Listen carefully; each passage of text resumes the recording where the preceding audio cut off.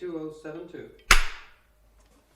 In the 40s and 50s, was communism seen by ordinary party activists as a sort of practical political system, or was it more than that? Was there an element of religious faith in it almost?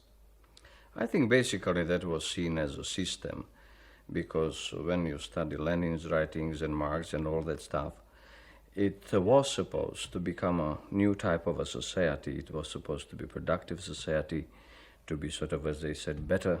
They aspired to produce better life for people, etc. So it was society where the religion was certainly, the religion of ideology, important part. But, as I say, it was supposed to be a reasonable system. To what extent was the model of politics and economics adopted by Eastern European regimes in the 40s and 50s the result of their own thinking and ideas, or was it a slavish imitation of the Soviet model? I think in the very beginning, it sort of was a mixture. They tried to solve the problems that were before them in accordance with what was prescribed by Lenin, Marx, and what was going on in the Soviet Union. And at the same time, every country was facing a special situation, like Czechs were in a different situation, Poles were in a different situation, Hungarians. So in the very beginning, there was a mixture. Only in the later years, toward the end of Stalin, that became sort of a monopolized, one view prevailed, and everything was supposed to be alike. To what extent was that directly imposed by the Soviet Union?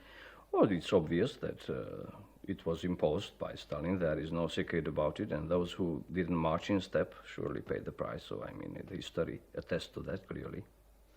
What is the essence of a totalitarian system? What distinguishes it from a simple dictatorship?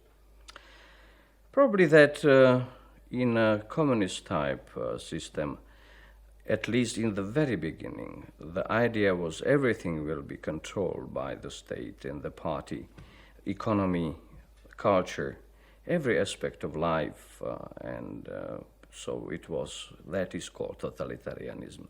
Unlike, for example, in dictatorship, where you can have a private economy, people with influence in different spheres, and then somewhere it's umbrella of dictatorship. In communist countries, everything was supposed to be directed. To what extent also is a totalitarian system characterized by the parties, originally at least, by the parties' demand that you believed in it, you actually believed in it, you participated in it? Oh, I think in the very beginning, the party had an idea that those true believers will be the members of the party, and the party was supposed to be the group of those best, the most persuaded in the rightness of communism, etc. So the party was sort of like a mobilizing force. Then later, definitely, party, and especially now, becomes a group of people with very, very different views, people who come to the party because they understand that there is only one party, and if you want to be effective, you just enter there for pragmatic reasons. So it's a different situation now, but in the very beginning, as I say, it was supposed to be clear-cut monopoly on idea inside the party. In the very beginning, too, were people outside the party, the mass of people, could you give some examples of the extent to which they were involved, or the party tried to involve them actively in manifesting their support for the new society? Well, it's obvious that in the very beginning, especially in the very beginning, the party liked people going to the streets and to manifest their support on, May Day or whatever. The people were cheering and saying sort of like, look, we are happy, we really support the new beginning, the new dawn, and we are all sort of mobilized for fulfilling what the party thinks is right. So it was absolutely one of the essential parts of the system to have people manifesting the support. Thank you. Can we cut that? And speed. Slide 2073. In communist parties, where is policy making and control located, and how concentrated, how centralized is that? Definitely that the control is in the highest ranks of the party. It means in the Politburo, the Central Committee, then in the regional party committees. And nevertheless, one has to take it historically as well. While in the past, Politburo, the Central Committee, was very powerful, in the later years, the regional secretaries acquired a lot of power, especially under Brezhnev in the Soviet Union, and during those years in many Eastern European countries. It was rather logical because, the Central Committee and the Politburo were not able always to arrange things to the satisfaction of everybody, and some regions were unhappy, so that to share the blame, the party Central Committee needed to share slightly more the power. So, these things are developing. It's not like, it is forever. But what sort of numbers are we talking about, even in this more devolved system? How many people are actually making the key decisions in communist parties? The very key decisions formally are made by Politburo. Central Committee more or less acquires with what was decided by the Politburo, and the other echelons of the party are supposed to go on. But again, this is theory. In many ways, the decisions, when they go down, are watered down and things are changed. So what the problem with the communism today, essentially, in many ways, is that what Politburo decides, everybody agrees with, but it is not implemented in many ways. So this is how we should look at things today. What is the function of the ordinary party member, both in the past and the present? Originally conceived by Lenin, an ordinary party member was supposed to be rather influential. The thing is that is sometimes forgotten. The party statutes, when you take the ones that were adopted at the Party Congress of the Soviet Union last year in February, or party statutes in other countries, the letter of those statutes permits every party member can criticize anybody in the party, including the Secretary General, and nobody can punish anybody for criticism, because whoever would try to punish somebody for criticism can be punished himself. Wonderful. The problem with that is that there are no checks and balances. So the letter is nice, and the original idea was sort of nice, that you are party members, so you participate, you are sort of an elite. As it turned out, the lower you are in the party, the lesser influence you have, and if you try to just say that here are the statutes, I can do that, simply it comes out to nothing. Are the ordinary party members used usually in communist parties merely as sources of information and also as transmission bells to convey party policy to the mass of people? Yeah, in many respects, again, this was a theory. Here we have a lot of party members in different areas of economic activity in different regions of the party is very well informed. The information comes up, and the influence from Central Committee and from the Politburo comes down through the party members. But as things in many areas and in many ways don't work as they should, so the party members down are exposed to the criticism of their fellow co-workers, of fellow citizens. And they are, on the one hand, the party members, on the other hand, they are members of the collective, and they feel the heat. So they are not, nowadays, they are not ready to fight for party line if they understand that the party line is counterproductive or actually is wrong, and they will fight their co-workers. I mean, that is not the case nowadays. What turns out rather often is that in many respects, these people down simply say, look, you upstairs, you better do something because we feel the heat and we are not willing, to do it anymore. So the party nowadays is not so disciplined in many countries and in many ways, and it used to be, because, as I say, because of growing problems, because of different pressures. And, as I say, the people are not willing to fight at every corner for everything that is decided somewhere upstairs. Does it worry the Central Committee and the Politburo if lots of ordinary party members say, hey, these policies are going to cause real problems? It worries them, and in different countries they approach the situation differently.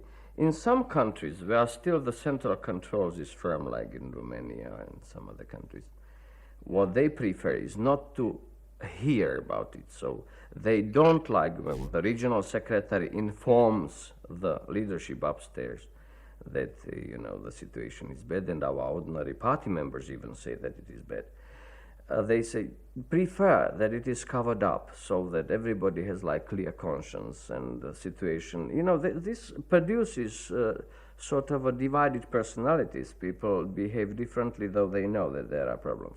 In some other countries, like in Poland, in Hungary, and I think that it will come in Czechoslovakia and even in GDR later.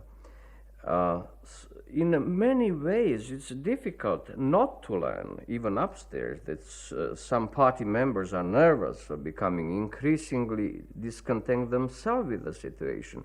So the feedback becomes stronger. The leadership is more nervous, and that in many ways, like in Poland, becomes in a way more responsive to the pressures from downstairs. Oh, thank you very much. Sorry. 2074. In some countries, for example, like in some countries, like for example in Romania, the leadership still doesn't want to know probably what's going on down in economy, down in the regions. So they prefer when the regional secretaries bring up the good news and the party leadership lives happy and thinks how wisely they are running the country. In other areas, in other countries, like in Poland and in Hungary, and I think increasingly in Czechoslovakia and probably in GDR even, we are witnessing a trend when the ordinary party members who are exposed to some problems, some pressures in factories, in their regions, in their places where they live, they are not willing to tolerate those pressures and take the heat upon themselves. They want that it is reported upstairs. And the Central Committee learns, the Politburo learns. So the feedback is growing, and it changes the whole game, so to say. How does the Leninist party relate to the state structure, to government in these countries? I would essentially look at it from the point of view that Leninist party is supposed to be the main guarantor of the policy line. It brings the policy to the state apparatus, and it is supposed to guarantee that it will be implemented. But in many ways, it is the government that is supposed to take care of the things, to put things in a workable way. But when things work well, everything is okay with the party because the party takes the pride in the success. When things don't work, it is the government that is blamed. When there is a big difference between the words and the deeds, the government again is not willing to take all the blame for itself. So it says, look, we probably would do better if the party was not interfering so often. So as the problems grow in the communist countries, in the Soviet Union, in Eastern Europe, we see more and more tension between party and government. So who is to take blame, who is to implement the policy? How does the party actually parallel the organization of the government? Essentially, it is like a shadow government on every level, on every important step. You have a party, you have economic, governmental sphere. So they are present everywhere. But again, during the years, it evolved. The rules sometimes are blurred because in some areas you have a governmental force relatively strong and established, especially if you have a strong personality leading, and that personality is at the same time the member of some party committee, regional party committee, or like Prime Minister is member of Politburo. He can become a very strong voice. In some other countries, like in Romania, you have a dictator and all the other people are essentially irrelevant. So this is a process, and the communism is evolving in that respect. And I would even say that probably there is a competition now between the party and government. And like in China, we already are witnessing a situation where the government says, okay, we will produce results, but please don't interfere on every step. And the party is somehow realizing that there is a merit in that. Can I ask you to give a more mechanistic description of this and give me an example of how the Central Committee Secretariat, for example, will parallel the government organization in a particular area? Oh, okay, let's start with the Politburo. The Prime Minister is the member of the Politburo. So whatever the policy of the Communist Party, and that is decided in the Politburo, that is then agreed upon in the Central Committee. So the Politburo informs the Prime Minister that this is the policy, here you are, the member of Politburo, and you should follow the line. So he comes to the government, says that is the policy line, and I'm entrusted with that, and you go with me. Then it is actually on every other level. If you are in a ministry, whatever, probably of heavy industry or what, then in the Central Committee you have a department that is responsible for your area. So there is the head of the department or the secretary of the Central Committee who informs the minister that is the party line. We are sort of like supervising or leading you, and you do the thing. And it is in a way in factories, in the regions. You have a regional secretary who gets the party line through his apparatus, and then he just is supposed to lead all these chiefs of factories that they perform in a unified way. But as I have said before, as things get more difficult, as things diversify, as life becomes more diversified, it is increasingly more difficult to have it somehow directed from the center, and the directors of different regions, the directors, ministers, etc., are more reluctant to take the orders because they sometimes clash with what they are supposed to produce. How omnipresent is the party throughout society, in organizations, factories and so on? It is omnipresent, but again, everywhere, in every factory, you have a party committee that is very influential. But always you have the director of the factory who is member of that party committee. And that is, during the years, situation evolved in such a way that there is a forceful director, and he knows how to manipulate people, how to, sometimes bribe, offering certain advantages. So he may essentially become at a par with the party committee, or some of these directors get ahead, so the party committee essentially sanctions what they want to do. This is how the situation is, as I say, evolving in many countries, not in each one of them, but it's sort of fight of power that becomes more diversified, more multi-layer, and while the party is omnipresent, it's not necessarily omni-powerful. What is the nomenclatura, and what role does it play in the communist system? Nomenclatura is definitely one of the key elements of communist system. These are the people that defend the system, upon whom the system stands, and they are the ones who essentially are supposed to implement the policy, supervise the implementation. They are rewarded for that.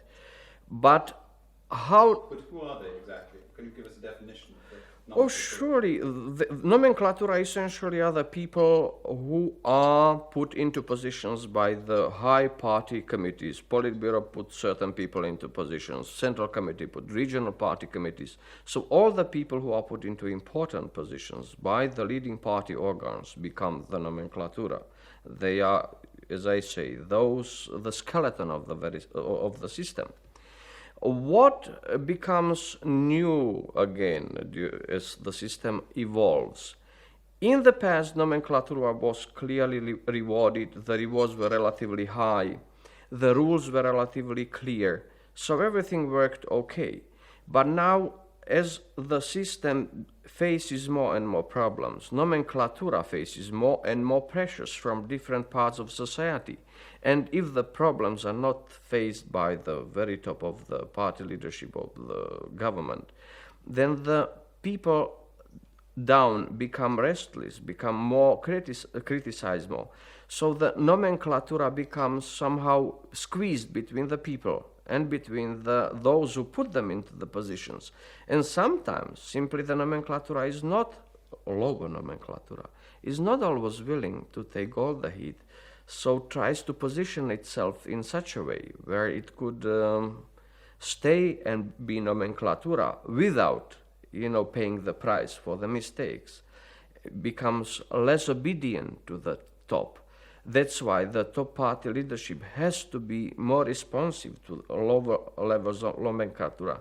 And that's why, summing up, we see that in a way, communist societies become sort of more fluid. What role does the secret police and army play in Lenin's party rule now in communist Europe? It differs definitely from country to country. As we have recently witnessed in Romania, there is no hesitation at the least occasion to put police and soldiers into the streets to fight the workers. In some other countries, it's not so easy. I don't want to say that the army or the police is not ready to put things back in order. What is new here is that every regional party secretary or even high-positioned people know once you have workers in the streets in any part of your country, it means that with all the likelihood, at least the regional party secretary will be fired. So what now is the situation that the people try to prevent things reaching the point where you have to have soldiers in the streets. And in a way, and that is new, that the regional party secretaries simply will even not implement certain orders from the Central Committee or Politburo if they are afraid that it will provoke the unrest of the workers. Because if the workers go to the streets, then men who implemented the orders... Sorry,